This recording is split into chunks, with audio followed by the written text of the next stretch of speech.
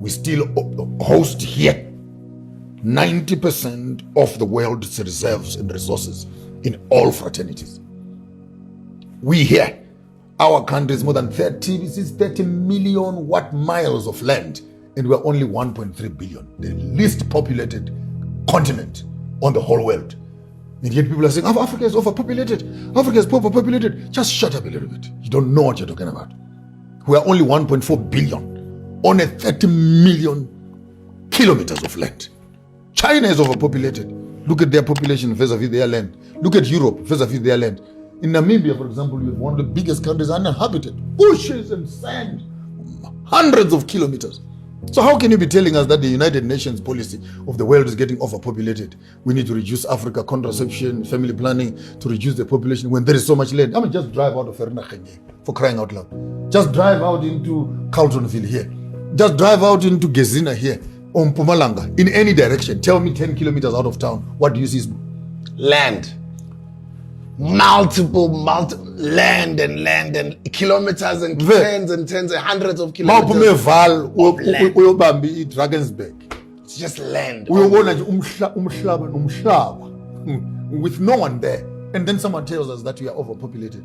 I mean, some of these narratives needs to be corrected. It's you overpopulated over there, not us here. And don't make your problem our problem. At the end of the day, you want to reduce us here. Why?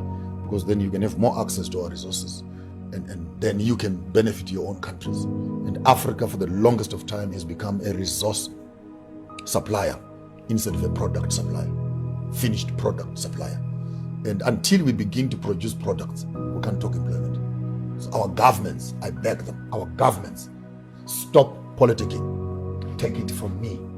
Become a dictator and a rebel. Take the government taxpayers' money.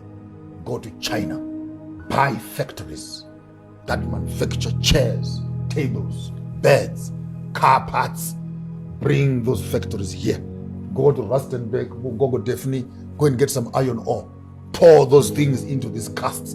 Produce final products. You cannot be failed to produce chassis for cars, or just lights, or handbrakes, or skins just for the cars. But that's where employment happens. And once employment happens, you don't need to build people RDP houses. People can build themselves the houses that they want because they have access to the economy, and they have access to the bank, and they have access to their own salaries. So the whole economic development must not be a handout kind of an economy where we're giving you SASA. Next thing, you're queuing for a house. Here's a house. You're killing people. Who says I want to stay in one small little room? That's why you find that if you didn't drive around Johannesburg, people are invading farms just outside Johannesburg. But guess what's painful? Ask me what's painful. What's painful? People are invading land. But the size of the land they're invading is equivalent to the mkuku that is in their head. They don't invade 1 hectare. They don't invade 2 hectares and say, hey, Majens, hey. Sengila. They are all invading Mukuku land, where you can only put 2 metal sheets. You've already invaded. Might as well just take a bigger piece of land. You may as well just take it. Because it's enough for everybody. I mean, Mapumala Orange Farm, across the I actually stood on the side of the road with my gents. Now, we are balega usugala. We Lebanon.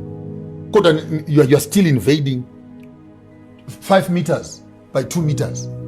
And now the people burning those things. One leaves their heater on, the whole bush catches fire. So it's not even about. And Malema must also start saying these things. And I'm saying so very selectively. He must start saying these things.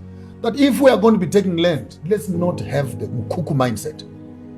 Let's have the farm mindset, industrial mindset, estate mindset, enclosure accommodation mindset.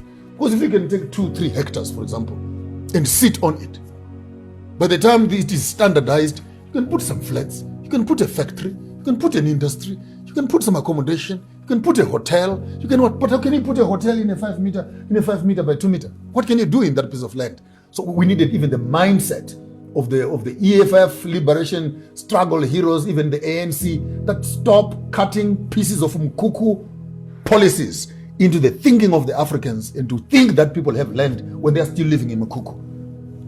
We are going nowhere. We're running in circles like small little rats that are trapped on a running mill. Let's start thinking development, ownership. And in the midst of that, we can actually begin to look at estates that must be invaded and owned by black people. And you don't have to apologize for that.